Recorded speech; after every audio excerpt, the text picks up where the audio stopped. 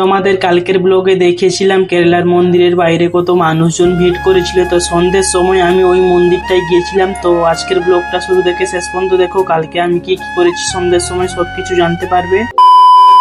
Hello everyone, আমি শুভজিৎ। আমি বর্তমান কেরালাতে আছি। আমি কেরালাতে হোটেলে কাজ করি। তোমরা তো সকলেই জানো কালকের ব্লগে আমি বলেছিলাম আমি সন্ধ্যের সময় মন্দিরে যাব। তো মন্দিরে আমি গিয়েছিলাম।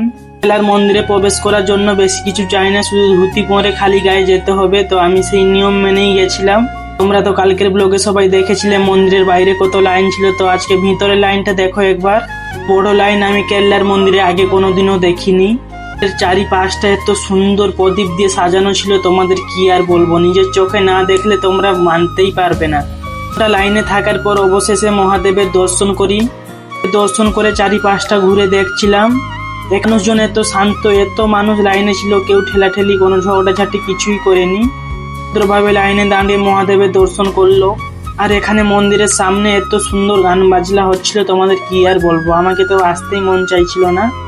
তুমি তোমাদের সঙ্গে কেরালার মন্দিরের একটা মুহূর্ত শেয়ার করলাম। তো তোমাদের ভিডিওটা কেমন লাগলো অবশ্যই কমেন্ট করে জানাবে। আর যদি নতুন দেখছো ভিডিওটা, আমাকে ফলো না করে থাকো, একটা ফলো করে আমার ছোট্ট একটা পরিবারের সদস্য হয়ে যাও।